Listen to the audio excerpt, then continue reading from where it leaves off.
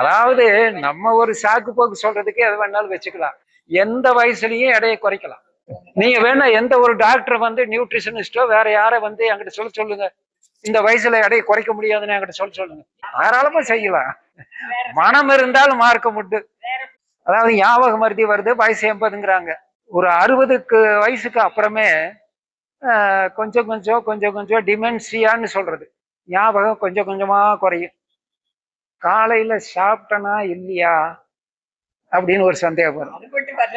அவரு நம்ம பக்கத்து வீட்டுக்காரர் பேர் என்னமோ மறந்து போச்சு, பேர் மறந்து, அதுதான் சொல்றேன். இது வந்து டிமென்சியா, இது நிறைய பேருக்கு இருக்கும். அது முத்துச்சுன்னா அல்சைமர்ஸ்ன்னு சொல்றது. அல்சைமர்ஸ்ன்னு சொல்றதுல என்னன்னா, கையில் சாவி வச்சிருப்பாரு, சாவி எங்க வச்சேன், தோல்ல போட்டுக்கிட்டு, தோல்ல எடையும் தோல்ல போட்டுக்கிட்டு ஆட்ட தேடினான்னு சொல்லுவாங்க. அந்த நிலைமை அல்சைமர்ஸ். அது நிறைய பேருக்கு. அது காரணம் என்னன்னா, இந்த கொழுப்பு சத்தம் அதிகமா சாப்பிட்டோம்னா அது மூளையில போய் ரத்த குழாயில படிஞ்சதுன்னா, நினைவுக்குன்னு அமிக்டலான்னு ஒண்ணு, ஹைப்போதலாமஸ்ன்னு ஒண்ணு, தலாமஸ்ன்னு நினைவுக்கு, இந்த உறுப்புகள் மூளையில பல உறுப்புகள் இருக்கு. மூளையில ஒவ்வொன்றும் ஒரு வேலை செய்யுது. பார்வைக்கு ஒண்ணு, மூச்சுக்கு ஒண்ணு, இருதயத்துக்கு ஒண்ணு, இப்படி எல்லாம் இருக்கு. அதுல வந்து நினைவாற்றலுக்குன்னு சமயத்து ரீசன்ட் மெமரிக்குன்னு ஒரு பகுதி இருக்கு. ரிமோட் மெமரி கடந்த காலம் நினைவுக்குன்னு அது ஒரு பகுதி இருக்கு. இதுல போய் அந்த ரத்த குழாய் கொஞ்சம் பாதிச்சுன்னா, அடைப்பு ஏற்பட்டுச்சுன்னா பெரிய மாற்றம் இருக்காது, ஆனா மறந்து போயிடும். Obsessive neurosis. அப்சசிவ் நியூரோசிஸ்னா ஒரு இதை கூட்டிடுவோம் வீட்டை, திருப்பி கொஞ்ச தூரம் வந்துட்டு போய் மறுபடியும் பூட்ட பார்ப்போம், பூட்டிருக்கு. அப்புறம் கொஞ்சம் தூரம் போகும், பூட்டணுமா இல்லையா, மறுபடியும் போய் பார்க்கறது. இதுக்கு பேரு அப்சசிவ் நியூரோசிஸ். திரும்ப திரும்ப ஒன்றை செய்தல்.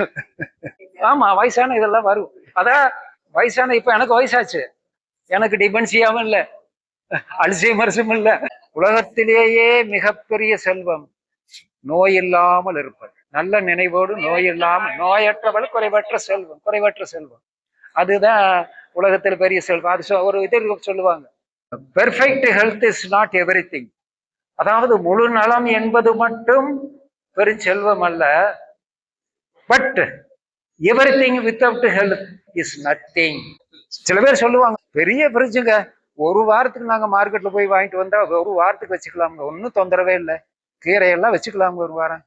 அதே மாதிரி எந்த ஒரு காய்கறியோ பழங்களையோ எதையோ ஒண்ணு நல்ல ஃப்ரெஷ்ஷான புது காய்கறிகளை கொண்டு போய் வச்சீங்கன்னா அந்த வைட்டல் எனர்ஜி போயிடும். அப்புறம் குழம்பு வச்சோம்னா 4 நாளைக்கு குழம்பு அங்கேயே எடுத்து கொஞ்சம் மறுபடியும் ரீஹீட்டிங் இஸ் வெரி பேட். மறுபடியும் ஒரு குழம்ப, ஏற்கனவே இருந்த குழம்ப மறுபடியும் ஃப்ரிட்ஜில் வச்சுட்டு மறுபடியும் இட் இஸ் தாயிங்னு சொல்றது, அது வந்து இட் இஸ் வெரி பேட். அந்த மாதிரி செய்யக்கூடாது. குழம்பு காட்டினா, அதாவது ரஷ்யா பக்கத்துல அஸ்பெக்சியான்னு ஒரு ஊர் இருக்கு, ஒரு மலை ஊர் 1500 அடியில். அங்க இருக்கிறவங்க அந்த உணவுக்கு அப்ப போய் அவங்க பயிரிட்டு இருக்கிற அந்த காய்கறி செடியிலிருந்து அந்த தானியா, அந்த ஆடு இருந்தாலும் கோழி இருந்தாலும் அதை பொடிச்சிட்டு வந்து கண் முன்னால வெட்டி சமைச்சிட்டு அதுல மீதி ஆகுதுன்னு வைங்க, நம்மளா இருந்தா சரி சாயந்தரம் வச்சுக்கலாம், ஃப்ரிட்ஜில் வச்சிடலாம், நாளைக்கும் சாப்பிடலாம் ஹீட் பண்ணி, அவங்க மீதி இருந்தா அப்படியே மண்ணில் குறைச்சிடலாம். அது ஒரு அவங்க பரம்பரை பழக்கம், நல்ல பழக்கம். ஆக அது மாதிரி எதை எடுத்தாலும் புதிதாக, நான் இயற்கை உணவுக்கு என்ன ஒரு இலக்கணம் சொல்றேன்னா, எந்த ஒரு உணவை அது கனிந்த நிலையில், இயற்கை நிலையில் கனிந்த நிலையில் அதை விருப்பமாக பறித்து வயிறு நிறைய உண்டு, நன்றாக மென்று வயிறு நிறைய உண்டு, அப்படி உண்டபின் சுவைத்து, வயிறு நிறைய சுவைத்து வயிறு நிறைய உண்டபின் அதனால் எந்த தொல்லையும் இல்லாமல், அந்த வயிறு நிறைய சாப்பிட்டா இற்ற பிடிக்குன்னு சொல்லுவாங்க, வயிறு ஒரு மாதிரியா இருக்கு, அந்த மாதிரிலாம் இல்லாம உடல் சுறுசுறுப்புக்கும் மூளையின் சுறுசுறுப்புக்கும் எந்த தீங்கும் இல்லாமல் அடுத்து முழுது அது செரித்த பின்னாடி முழு மலக்கழிவும் ஆகின்றதோ அதுதான் முழுமையான இயற்கை உணவு. பழைய சாப்பாடு. ஆமாங்க, அதாவது ஒரு 6 மாசத்துக்கு முன்னாடி அமெரிக்காவிலிருந்து சீஃப் கேஸ்ட்ரோ என்ட்ராலஜிஸ்ட், அமெரிக்காவினுடைய சீஃப் கேஸ்ட்ரோ என்ட்ராலஜிஸ்ட்னா உணவு பாதையினுடைய தலைமை மருத்துவர் அமெரிக்கா, அவரு மதுரைக்கு வேளம்மாள் மருத்துவமனைக்கு இருந்தார். இந்த வேளம்மாள் மருத்துவமனையில சீஃப் கேஸ்ட்ரோஎன்ட்ராலஜிஸ்ட். இங்க இருக்கிற உடல் உணவு பாதையினுடைய சீஃப் மருத்துவர். இவங்க 2 பேரும் ஒரு 4-5 மணி நேரம் கலந்துரையாடினாங்க. இதுக்கு முன்ன என்னன்னா, அந்த B12 அப்படிங்கிறது அனிமல் விலங்குகள் தான், லிவர்ல தான் இருக்குது, போன் மேரோவில் தான் இருக்குது, மாமிசத்துல தான் இருக்குது அப்படின்னு இவ்வளவு நாளா மருத்துவர்கள் எல்லாம் மேலை நாடு எல்லாத்திலையும் சொல்லிட்டு இருந்தது. அப்ப அவங்க 2 பேரும் இந்த 4 மணி நேரம் எல்லாம் வாதம் பண்ணிட்டு, இந்த B12ங்கிறது வந்து அந்த விலங்குலிருந்து வர்றதை விட நம்ம புளிச்ச தண்ணியில முத நாள் பழைய சோத்துல போட்டு தண்ணி ஊத்தி வச்சது, அந்த தண்ணியில இது அதிகமா இருக்கு அப்படின்னாங்க. அதுலயே இன்னொரு, நான் என்னன்னு சொல்றது, எங்க பகுதியில கிராமத்துல அங்க வந்து நாங்க சின்ன வயசுல இருந்து எங்க ஊர் பழக்கமெல்லாம் என்னன்னா, பெரியவங்க முதல் நாள் வந்து காட்டு கம்புல 2 வகை இருக்கு. ஒண்ணு சீரகம் மாதிரி நீளமா இருக்கும், இன்னொன்னு உருண்டை கடுகு மாதிரியே இருக்கும். இந்த 2 வகை. இதுல அந்த காட்டு கம்புங்கிறது எங்க பகுதியில் தான் அதிகமா விளையும். வெள்ளகோவில், காங்கேயம், அதுக்கு இந்த பக்கம் மார்க்கம்பட்டின்னு எங்க ஊர் பக்கம் இருக்கு, அங்கதான் அதிகமா விளையும், மானாவாரியா விளையிறது. அந்த காட்டு கம்பை நல்லா இடிச்சுட்டு, உரல் இடிப்பாங்க, லேசா படைச்சிடுவாங்க. அதை வந்து நல்லா அப்புறம் மாவு மாதிரி இடிச்சு முதல் நாள் ராத்திரி பானையில, மண்பானைகள் தான் அந்த பாத்திரங்கள்லாம் பயன்படுத்துவாங்க, மண்பானையில வந்து அதை வந்து வேக வச்சு உருண்டை உருண்டை பண்ணி நல்லா தண்ணியை நிறைய ஊத்திடுவாங்க. ஊத்திட்டு அடுத்த நாள் காலையில அதை எடுத்து நல்லா இப்படி கரைச்சிட்டு, அதுல ஒரு 2 டம்ளர் 3 டம்ளர் வெங்காயத்தை, சின்ன வெங்காயத்தை கடிச்சுக்கிட்டு போய் மண்வெட்டி எடுத்தாங்கன்னா மதியம் வரைக்கும் அதன் பாட்டுக்கு வேலை பறக்கும். இது மாதிரி நான் செஞ்சவங்க 90, 100, 100க்கு மேல இருந்தவங்க நான் பார்த்துருக்கேன். இப்ப 2 வாரத்துக்கு முன்னாடி எங்க ஊருக்கு போய் ஒரு 6 பேர் 90 வயசுக்கு மேல, ஒருத்தர் 99, இன்னொருத்தர் 97, 95ல 2, அப்புறம் 92 என்னமோ இன்னொருத்தர், இவங்களையெல்லாம் பார்த்தேன். இவங்கெல்லாம் அந்த காலத்து ஆட்கள். இவங்கள யாருமே மருத்துவமனைக்கு போகல, ஒரு ஊசி போட்டது இல்லை. இவங்க வந்து தோசை பூரி இதுகள்லாம் என்னைக்கு ஒரு நாளைக்கு வருதுல எங்கேயாவது ஒரு நாள் சாப்பிட்டுருப்பாங்க. அவங்களுக்கு பூரின்னா என்னன்னு தெரியாது. இப்ப ஒரு மாதத்துக்கு முன்னாடி இருக்கும். 12.8. இல்ல இல்ல, சில சமயம் 13க்கு போயிருக்கு, 13.5க்கு போயிருக்கு. ஆமா. உங்களோட டெய்லி ரொட்டீன் என்னங்க இந்த டயட்ல? அதாவது தண்ணீருக்கு பதிலா முழுக்க இளநீர், 6 இளநீர் அல்லது 7 இளநீர், அதனுடைய அளவு பொறுத்து இருக்கு தண்ணீர். அதாவது தண்ணீரே குடிக்காதுன்னு ஒரு காணொலியில போட்டு அங்க 55 ஆண்டுகளா தண்ணீரே குடிக்காத அதிசயம், அது அவங்களுடைய விளம்பரத்துக்கு அப்படி போட்டாங்க. தண்ணீர் வந்து இளநீர் பூரா 95 விழுக்காடு தண்ணீர் தான், இளநீர் ஒரு 5 விழுக்காடு தான் சர்க்கரை இருக்கு. அப்ப ஒரு 6 இளநீர் 7 இளநீர் தண்ணீர், அது முடிஞ்சிருச்சு. இது காலையில. சளி அதான் நான் சொல்றேனே, 60 ஆண்டுகளா, 60 ஆண்டுக்கு முன்னாடி ஒரு மாத்திரை சாப்பிட்டது எப்போவோ, அந்த சமையல் உணவுல இருந்த அந்த காலத்துல. அதுக்கப்புறம் இந்த 60 ஆண்டுகள்ல நான் ஒரு மாத்திரை எடுக்கல, ஒரு மாத்திரை. காரணம், எந்த நோயும் வரல. ஆனா இப்ப இந்த இளநீ குடிச்சோம்னா, 2 இளநீ அல்லது சில சமயம் 3 இளநீ குடிச்சோம்னா ஒரு அரை மணி நேரம் கழிச்சு ஒரு 2 தும்மல் வரும், லேசா நீர் வடியும், அவ்வளவுதான். ஒரு 6 மணி நேரத்துல அது சரியா போயிடும். இதுக்கு நான் எதையுமே எடுத்துக்கிறது இல்லை. நான் எந்த காயமாக தோட்டத்தில் தின வேலை செய்கிறேன், காயமாகும், மண்வெட்டியில இருக்கிறது காயமா இருந்தா பாருங்க. இப்ப மூக்குல ஒரு காயம், அது 4 நாளைக்கு முன்னாடி கொக்கியில வச்சு தேங்காய இழுத்தேன், கொக்கி போய் அந்த தேங்காயில மாட்டிக்கிச்சு, ரொம்ப பிடிச்சி இழுத்தேன், மடார்னு அந்த கொக்கி வந்து முகத்துல அடிச்சது. நல்ல வேலை கண்ணை காலி பண்ணிருக்கு, அது ஏதோ இதோட போச்சு. அப்புறம் நான் எதுக்குமே எந்த காயத்துக்கு நான் உடனே என்ன பண்ணேன், பக்கத்துல குப்பைமேனியாலையும் சாணி போடு இருந்தது, அதை எடுத்து 2ஆ கசக்கி அப்படியே வச்சு கொஞ்ச நேரம் அழுத்திக்கிட்டு அதோட இருந்துச்சு. காலையில வந்து ஒரு மாதுளையை கையில பிழிஞ்சு, ஒரு எலுமிச்சம்பழத்தை பிழிஞ்சு, 2 இளநீயை வெட்டி, அந்த எல்லாம் கலக்கி, தேன் இருந்தா தேன் 2 ஸ்பூன், இல்லைன்னா ஒரு 2 ஸ்பூன் பழுப்பு சர்க்கரை, கரும் சர்க்கரை, இதை கலந்து குடிச்சிடுறேன். சப்பி சப்பி குடிக்கிறேன், அரை மணி நேரம் கடை கட்டுன்னு குடிக்கிறது. சாறு, மாதுளை சாறு, சாறு பிழிஞ்சிடுறேன். இது காலை உணவு. அப்புறம் மதியம்தான். மதியத்துக்கு வந்து அந்த மதிய உணவு பாதாம் பருப்புக்கு இதுக்கு முன்னால அரை மணி நேரத்துக்கு முன்னாடி ஒரு இளநீர் குடிச்சிடுறேன். ஏன்னா கெட்டி உணவோடு நீர் உணவை சேர்க்கக்கூடாது. அப்புறம் அந்த பாதாம் பருப்பு 30 முதல் நாள் ஊற வச்சது, அது கூட வந்து 10 வால்நட்டு முதல் நாள் இரவு ஊற வச்சது, அதை வந்து ஒரு கைக்குள்ள அடங்கும். இந்த கைக்குள்ள அடங்குற அந்த பாதாம் பருப்பு வால்நட் சாப்பிட்றதுக்கு 1.25 மணி நேரம். அது தோல் நீக்கிடுவேன். ஏன்னா தோல் நீக்கிறதுல வந்து அதுக்கு ஹார்டு ஃபைபர். நார்ச்சத்துல வந்து நமக்கு 30 கிராம் 40 கிராம் நார் சத்து வேணும். ஆனா பாதாம் தோல்ல இருக்கிறது வந்து அந்த நார்ச்சத்துல வந்து சாலுபிள் ஃபைபர், இன்சாலுபிள் ஃபைபர் ரெண்டு இருக்கு. பாதாம் பருப்புல இருக்கிறது இன்சாலுபிள் ஃபைபர். அப்ப அதோட அந்த தோலோட சாப்பிட்டோம்னா வயிற்றுல போய் பருப்பா சாப்பிட்டோம்னா 100க்கு 90 உடம்புல செய்யறோம்னா, இந்த தோலை மென்னு சாப்பிட்டாலுமே ஒரு 100க்கு 70 அந்த மாதிரி போயிடும். அப்ப அதிக காசு போட்டு வாங்கி இந்த ஒரு 20 30 அதுல நஷ்டமாகறதுக்கு தேவையில்லை. அப்ப அந்த மாதிரி மதியமா நல்லா மென்னு சாப்பிட்றேன். சாப்பிட்ட பின்னாடி அப்புறம் 4 மணிக்கு மறுபடியும் ஒரு இளநீர். கெட்டி உணவு சாப்பிட்ட பின்னாடி சைவ உணவா இருந்தா குறைஞ்சது 3 மணி நேரத்துக்கு எதையும் தண்ணீர் குடிக்கூடாது. வேற இந்த அசைவ உணவுலாம் சாப்பிட்றவங்க சைவ உணவே நல்ல வெஜிடபிள் பிரியாணி, பொங்கல், நெய் போட்ட பொங்கல், இதெல்லாம் சாப்பிட்டீங்கன்னா குறைஞ்சது 5-6 மணி நேரத்துக்கு தண்ணி குடிக்கூடாது கொழுப்பு சத்துக்கு. இது அப்ப 4 மணிக்கு ஒரு இளநீர் குடிச்சிடுறேன். அதுக்கு அப்புறம் வந்து ஒரு 6 மணியில இருந்து 7 மணிக்குள்ள ஒரு 4 வாழைப்பழம், சிறுசா இருந்தா 5 கூட, கொஞ்சம் பெருசா இருந்ததுன்னா செவ்வாழைன்னா பெரும்பாலும் நல்லா பெருமையா செவ்வாழைன்னா ஒரு 3 வாழை, அது நல்லா மென்னு சாப்பிட்றது. அப்புறம் தூங்க போறதுக்கு முன்னாடி 2 இளநீர். அதாவது இளநீர்ல வந்து பொட்டாசியம் அதிகமா இருக்கட்டு. பொட்டாசியம் இந்த ஒரு மாதத்துக்கு முன்னாடி எடுத்தது என்னுடைய ரத்தத்துல வந்து 5.2. சில பேர் சொல்லுவாங்க இளநியா குடிச்சா கடைசியில பொட்டாசியம் அதிகமாகி ஹார்ட் அரெஸ்ட் வந்துடும். இந்த 60 ஆண்டுல எனக்கு எந்த ஹார்ட் அரெஸ்ட் இளநியே கிடைக்கலன்னு வச்சுக்க, சாறு உள்ள பழங்களை சாப்பிட்டுருவேன். நிறைய ஆரஞ்சு வாங்கி சாப்பிடுவேன், அந்த மாதிரி பப்பாளி வாங்கி சாப்பிட்டுருவேன், தர்பூசணி கிடைச்சா அதை சாப்பிடுவேன்.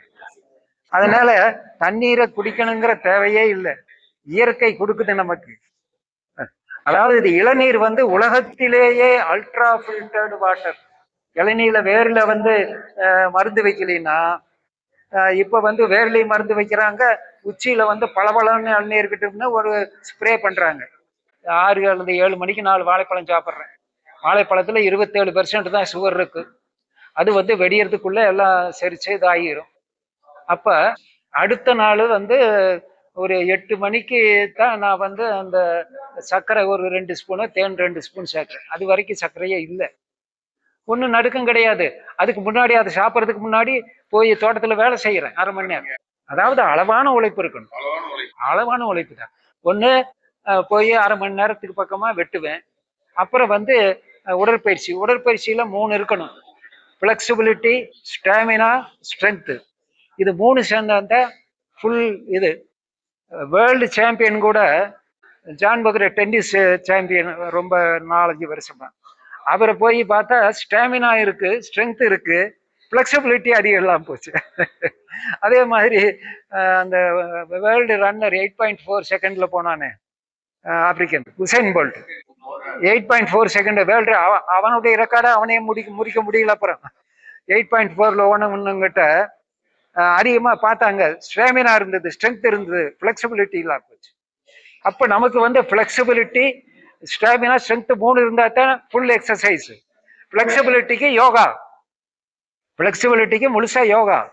அதுல சூரிய நமஸ்காரம் பண்ணோம்னாலே 4-5 ஆசனம் வந்துடும் சூரிய நமஸ்காரத்திலேயே. அப்புறம் மற்ற யோசனைங்க, லோ பேக் பெயின் இருக்குன்னா அர்த்த மத்தியாசனம், அதுக்கு கீழே எந்த ஒரு எல்லாம் ஆப்ரேஷனுக்கு போக சொல்லுவாங்க. ஆப்ரேஷனுக்கு போக சொன்ன லோ பேக் பெயின் உள்ளவங்களை, கீழ் முதுகு வலிக்காரங்களை அர்த்த மத்தியாசனம் பண்ண வச்சு, சில ஸ்பைனல் எக்ஸ்டென்ஷன் பண்ண வச்சு ஆப்ரேஷன் போகாம தடுத்துருக்கு. ஸ்டாமினாவுக்கு வந்து ஸ்டாமினா முக்கியமா வந்து லங்ஸுக்கும் ஹார்ட்டுக்கும். வேகமா ஒரு 100 மீட்டர் ஓடணும்னா மூச்சு வாங்குது, ஒரு 2 நிமிஷத்துல மூச்சு வாங்குறது நின்று போயிருது. அப்ப ஸ்டாமினா நல்லா இருக்குன்னு அர்த்தம். ஹார்ட் வேகமா ஓடிச்சு 112க்கு அது போச்சு. லங்ஸ் வந்து அது பாட்டுக்கு 15ல மூச்சு வாங்குறது வந்து 25க்கு போச்சு. 2 நிமிஷம் உட்கார்ந்தா சரியா போச்சு. இது நார்மல் லங்கு, ஹெல்த்தி லங்கு, ஹெல்த்தி ஸ்டாக். ஒரு 50 மீட்டர் வேகமா நடந்துட்டு அப்பா ஒண்ணுமே முடியல அப்படின்னா லங்ஸும் சரியில்லை, ஹார்ட் ஸ்ட்ராங்கா இல்லைன்னு அர்த்தம். இந்த நோய்கள் ஆரம்ப நிலையில் இருந்தால் தாராளமா இதை குணப்படுத்தலாம். அவங்க நம்ம சொல்ற உணவு மாற்றத்துக்கெல்லாம் கட்டுப்படணும், உடற்பயிற்சி செய்யணும். என்ன உடற்பயிற்சி செய்யணுமோ அதெல்லாம். அவருடைய எடை அவ்வளவு இருக்கு. ஏன்னா என்னுடைய நண்பர் ஒருத்தர் அமெரிக்காவில் 45 வருஷமா புளோரிடாவில் வேலை செஞ்சவர், 110 எடை. அவர் ஆரம்ப காலத்திலிருந்து சொன்ன எடையை குறை எடையை குறை. அப்புறம் சர்க்கரை வந்துருச்சு. அவர் உணவை நல்லா விரும்பி சாப்பிடுவார், இனிப்புலாம் எல்லாம் சாப்பிட்டு அட போப்பா நாக்கு அடக்க முடியலப்பான்னு. கடைசியில இப்ப ரொம்ப ஒரு 10 எட்டி நடக்க முடியாதனால இப்ப வந்து பசிய குறைக்கிற எடையை குறைக்கிற வாரம் 2 ஊசி போட்டுக்கிட்டு இருக்காரு. அதே மாதிரி சர்க்கரை வந்து ஆரம்ப நிலையில இருந்துன்னா தாராளமா குணப்படுத்தலாம். நம்ம சொல்ற முறைக்கு அவங்க கட்டுப்பட்டு நாக்கு கொஞ்சம் அடைக்கி வரணும், ஒரு பயிற்சி செய்யணும். அந்த மாதிரி இருந்தா குணப்படுத்திடலாம். அதே மாதிரி சர்க்கரை முத்துச்சுன்னு வச்சுங்க, ஃபாஸ்டிங்லயே 300 மில்லிகிராம் இருக்கு, HbA1c வந்து 8 இருக்குது. இந்த மாதிரி இருக்கிறதெல்லாம் டைம் எடுக்கும். ஆனா அதே மாதிரி அவங்க வரணும். இப்ப நான் 2 வருஷமா சொல்லிக்கிட்டு இருந்தேன், என்னுடைய நெருங்கிய நண்பர் பக்கத்தூர், நான் எவ்வளவோ சொல்லியும் கேட்கவே இல்லை. அவர் எடை 97 இருந்தது, அதை குறைக்கவே இல்லை. நான் சொன்னேன் காலையில 5 மணிக்கு எழுந்துச்சு போய் ஓடியா 4 கிலோமீட்டர் 5 கிலோமீட்டர் ஓடி சொல்லி பார்த்தேன், கேட்கல. உணவுல எல்லா மாற்றங்களும் சொல்லி பார்த்தேன், கேட்கல. போன வாரம் பெரிய கட்டி, அதாவது தமிழ்ல அதுக்கு ராஜபிளவைன்னு சொல்லுவாங்க, பெரும்பாலும் சக்கரை வியாதிக்காரங்களுக்கு, அட்வான்ஸ் சக்கரை வியாதிகளுக்கு ராஜபிளவை முதுகுல வந்துச்சு. சிவசைலம் போனார், நல்வாழ்வு ஆசிரமம். அங்க போய் எல்லாம் நசுக்கி விட்டு போட்டு வழி தாங்க முடியாம அலறிக்கிட்டு உடனே அங்கிருந்து KMCH 5 நாளைக்கு முன்னாடி சேர்ந்து எல்லா இன்சுலின் ஊசியா போட்டு மருந்துகள்லாம் எல்லாம் கொடுத்து நேற்று சாயந்தரம் டிஸ்சார்ஜ் பண்ணாங்க. 1,38,000 ரூபாய் பில்லு. நான் சொன்னதை கேட்டிருந்தா இந்த வேதனையும் இல்லை, இந்த 1.5 லட்சமும் செலவும் இல்லை. நான் இந்த 60 வருஷத்துல எண்ணெய் தேய்ச்சி குளிக்கவும் இல்லை, தலைக்கும் எண்ணெய் தேய்க்கல, ஆயில் புள்ளியும் இல்லை. இதெல்லாம் தேவையில்லாதுங்க. உணவை மாற்றுங்கள், உலகை மாற்றலாம். வேற விதை வேண்டியது இல்லை. அதைத்தானே நம்ம செய்ய மாட்டோம். மூச்சு பயிற்சியில சிலதில்ல அதாவது நம்ம சாதாரணமா மூச்சு விடும் போது கால் பங்கு மேல இருக்கிற கால் பங்கு நுரையீரல் மட்டும் வேலை செய்யுது. வேகமா செஞ்சோம்னா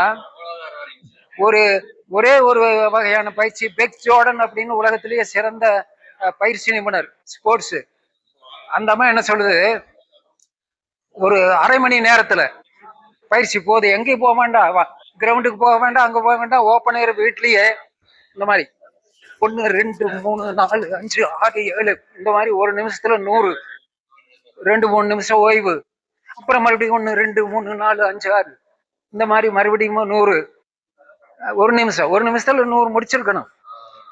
இது மாதிரி 6 தடவை.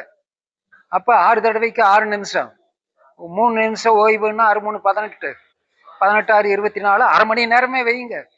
வேற எதுவும் வேண்டியதில்லை. லங்ஸுக்கு நிறைய காத்து போகும். அது இல்லை, லங்ஸுக்கு வந்து என்னால குதிக்க முடியல, லங்ஸுக்கு நிறைய காத்து வேணும்னா, லங்ஸ்ல 75% ஆல்வியோலை லங் டிஷ்யூ இந்த கழுத்துக்கு கீழே நடுமுதுகு வரைக்கும் இருக்கு. அதுக்கு நிறைய காத்து போகணும்னா இந்த மாதிரி ஒரு 20 தடவை வெறும் வயிற்றுல காலையில சாயந்தரம் ஒரு 20 தடவை. எனக்கு மென்டல் ஒர்க் நிறைய இருக்கு, நிறைய வேலை செய்யறேன். இதுக்கு இந்த டயட் ஹெல்ப் பண்ணுமா? இதுல கண்டிப்பா மென்டல் கிளாரிட்டி கொடுக்குங்களா? கிளாரிட்டி. விட்டமின் B12 இதுல இல்ல, அதுக்காக கேட்கறேன். இல்ல, B12 வந்து நான் இது 60 வருஷத்துல நான் வேற எதுக்கு வீட்டை புளிச்ச தண்ணியும் குடிக்கல, எதுவும் குடிக்கல. எனக்கு நான் இவ்வளவு நேரம் பேசினதுல எனக்கு மென்டல் கிளியரன்ஸ் இருக்குன்னு நினைக்கிறீங்களா? இல்ல, இருக்குல்ல, அவ்வளவுதான். தூக்கம் தள்ளுது, நீங்க அவ்வளவு ஃப்ரெஷ்ஷா இப்ப எந்திரிச்ச மாதிரி இருக்கீங்க. இத்தனைக்கு காலையில 2 இளநீ ஒரு மாதுளை சேர்த்தான் குடிச்சிட்டு வந்திருக்கேன். இன்னைக்கு சாயந்தரம் வரைக்கும் விட்டீங்கன்னாலும் நான் இங்க பேசிக்கிட்டே இருக்கேன். ஐயா ஒரு கேள்வி கேட்கிறாரு, நீங்க மூச்சு பயிற்சி பண்ணீங்கல்ல, அவருக்கு குடல் இறக்கம் இருக்கா, அவரால பண்ணலாமா பண்ணக்கூடாதுன்னு கேட்கிறாரு. அதுக்கு இது பண்ணலாம், இங்க போய் ஒண்ணும் பண்ணாது. அப்புறம் நீங்க அதுக்கு வந்து வயிற்று பயிற்சி, குடல இறக்கு இருக்கா, ஹெர்னியா லேப்ரஸ்கோபி பண்ணியாச்சு, பண்ணுனா அவங்க பயிற்சி ஏதாவது பண்ணக்கூடாதுன்னு சொன்னாங்களா? வயிற்று பயிற்சி அவ்வளவுதானே. அப்புறம் வேணா பயிற்சி எல்லாம் ஏதாவது குறிப்பிட்ட பயிற்சி பண்ணுங்கன்னு சொன்னாங்களா? ஒண்ணும் கொடுக்கல. ஆனா உங்களுக்கு வயிறு தொப்பை இருக்குல்ல, வயிற்று பயிற்சி நீங்க காலையில கண்ணு விழிச்ச உடனே என்ன பண்ணுங்க, இந்த காலம் மடக்க இது மாதிரி ஒரு 20 தடவை அப்படியே படுக்கையில படுத்துக்கிட்டு செஸ்ட் வரைக்கும் ஒன்னா மடக்குறீங்க. அப்புறம் 2 காலையும் கொண்டாங்க, 2 காலையும் மடக்குங்க, 2 காலையும் மடக்கிட்டு அடுத்தது அந்த 2 காலையும் மடக்கி இப்படி பண்றீங்க. அப்புறம் அப்படியே படுத்துட்டு அதுக்கு மேல உங்களால குனிஞ்சு செய்ய முடியும்னா குனிஞ்ச பாதகஸ்தாசனம் எப்படி இப்படி அது மாதிரி ஒரு 20 தடவை அந்த மாதிரி பண்ணுங்க. இதை பண்ணினீங்கன்னா கொஞ்சம் இடுப்புல வலிக்கும். அதுக்கு வந்து இப்படி பின்னால எக்ஸ்டென்ஷன் அந்த மாதிரி. ஆமா, அந்த மாதிரி பண்ணுங்க. அப்படி பண்ணுங்க.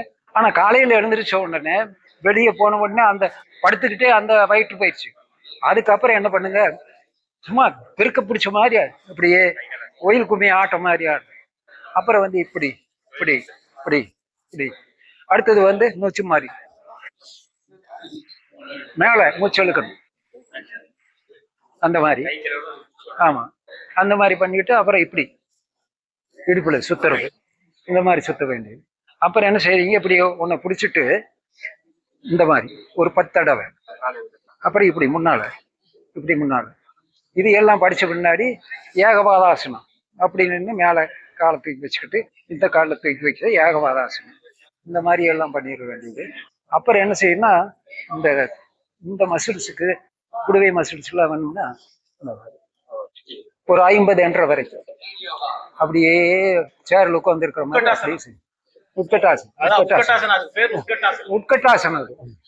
அப்புறம் இந்த மாதிரி இப்படி இப்படி இந்த மாதிரி. அப்புறம் இப்படி அப்புறம் காலை நல்லா அகட்டி வச்சுட்டு அங்க பார்க்கணும். அந்த மாதிரி செய்யலாம். இதுகளெல்லாம் செஞ்சுட்டு இதையெல்லாம் செஞ்சுட்ட உடனே அந்த அது செஞ்சோம்னா போதும். ஒரு வாரம் இயற்கை உணவா காலையில மட்டும் பழ உணவு சாப்பிட்டேன். சரி.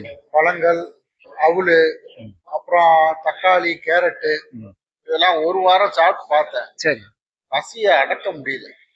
அவ்வளவு நிறைய சாப்பிடுங்க. 2 தோசை சாப்பிட்ட அளவு அவுளை நிறைய சாப்பிட்டு பார்த்தேன். அதாவது உங்களுக்கு பசி தோசை இல்ல இல்ல உங்களுக்கு பசி வயிற்றுல இல்ல, இங்க இருக்குது பசி, தோசை பசி. இதை அடக்குனீங்கன்னா தான் இதை அடக்கணும். ஒண்ணு செய்யுங்க, ரொம்ப ஆர்வத்தோட இல்ல ஒரு வாரம் சாப்பிட்டேன். தோசைக்கு என்ன வச்சு சாப்பிடுங்க? தோசைக்கு சட்னி, சாம்பார். சாம்பார். சட்னி சாம்பார் இல்லாம வெறும் தோசையை சாப்பிடுங்க. எண்ணெயில போடாம ஒட்டாத கல்ல வச்சு சாப்பிடுங்க. ஒட்டாத கல்ல தோசை போட்டு சட்னி சாம்பார் இல்லாம சாப்பிடுங்க. வெறுத்துருவேன். இல்ல, நான் வந்து இயற்கை உணவு சாப்பிட ரொம்ப ஆர்வத்தோட ஒரு வாரமா நல்லா சாப்பிட்டேன். சரி. ஆனா நீங்க இந்த சேமிப்பை குறைக்கணும். அதே மாதிரி சாப்பாடு நிறைய சாப்பிட வேண்டியிருக்குன்னா முதல்ல சோறு போட்ட உடனே கொஞ்ச நேரம் குழம்பு எல்லாம் ஊத்தாதீங்கன்னு சொல்லிருங்க. வெறிஞ்சோரா எடுத்து சாப்பிட்டு பாருங்க. அப்புறமா கொஞ்சம் குழம்பு, அப்புறம் கொஞ்சம் ரசம், அந்த மாதிரி சட்னி. அப்ப எல்லாம் வெறுப்பு வந்துருது. அந்த குறைஞ்ச உணவையாவது சாப்பிட்டா தான் அடங்கு. இல்ல, 2வது பயிற்சி உணவுக்கு அடங்க மாட்டேங்குது. இல்ல, வயிற்று பயிற்சி இருக்குன்னு அது அதான் பல உணவுக்கு அடங்காதுங்கிறது. நீங்க நிறைய வாழைப்பழத்தை நிறைய சாப்பிடுங்க. ஒரு 6 பழம் சாப்பிட்டு பாருங்க, பசி அடங்கு. ஆனா 6 பழம் சாப்பிட்றதுக்கு ருசி இருக்காது. சுகர் இருக்கு, என்னதான் பண்றது?